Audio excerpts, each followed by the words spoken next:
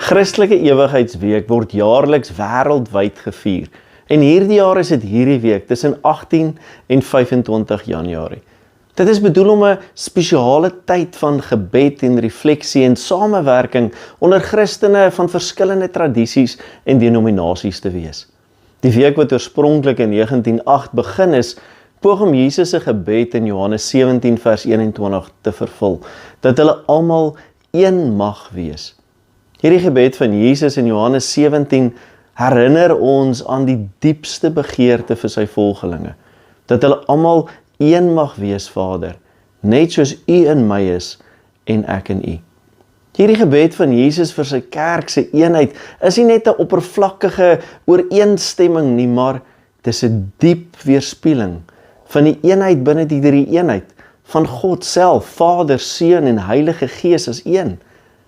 Christelike Eenheidsweek bied ons, jou en my, die geleentheid om stil te staan, te reflekteer en onsself weer toe te wy aan hierdie goddelike roeping. In ons gebroke wêreld dring verdeeldheid dikwels die kerk binne. Dit wat seer veroorsaak is ook dit wat getuienis van ons verswak en Christus se teenwoordigheid skade aandoen.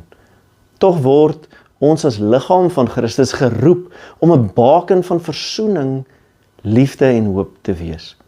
Nou, eenheid beteken nie eendersheid nie. Dit beteken eerder om die rykdom van diversiteit te vier, terwyl ons geanker bly in ons gedeelde geloof en redding in Jesus Christus ons Here. Julle kan dalk verskil, maar soos die verskillende dele van jou en my liggaam elke unieke funksie het, dra elke Christelike tradisie op 'n unieke manier by tot die sending van die kerk, vir die evangelie verkondig. Deur ons verskille te omhels, weerspieël ons God se kreatiwiteit en wysheid en versterk ons saam ons getuienis aan hierdie wêreld. Laat ons hierdie week saam bid dat die Heilige Gees verdeeldheid in ons harte en gemeenskappe sal genees. Mag ons vergifnis saam soek waar ons tot oneenigheid bygedra het en eerder genade aan ander aanbied. En laat ons saam werk om die brûe van begrip te bou en so aan die wêreld te wys dat liefde sterker is as enige versperring. Soos Paulus ons herinner in Efesiërs 4 vers 3, moet ons alles in die stryd werp om die eenheid wat die Gees bewerk deur die band van vrede te bewaar. Mag ons hierdie vrede en eenheid uitleef in ons verhouding, in ons gemeenskappe en bedieninge en saam die transformerende krag van Christus se liefde demonstreer en uitleef. Kom ons bid saam. Hemelse Vader, ons kom na U in soeke na eenheid as U kinders. Verenig ons harte, Here, sodat ons U liefde in ons persoonlike lewens kan weerspieël. Maak verdeeldheid heel in ons gesinne en versterk ons bande met vergifnis en genade.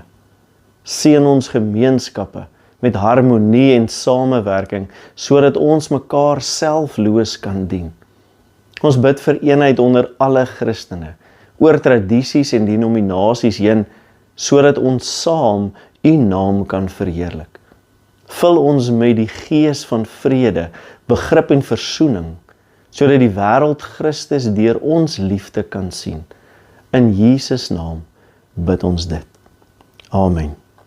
Dankie dat jy ook vandag ingeskakel het en ek wil jou aanmoedig, deel hierdie boodskap en kom ons kom saam in die naam van Christus om sy naam groot te maak.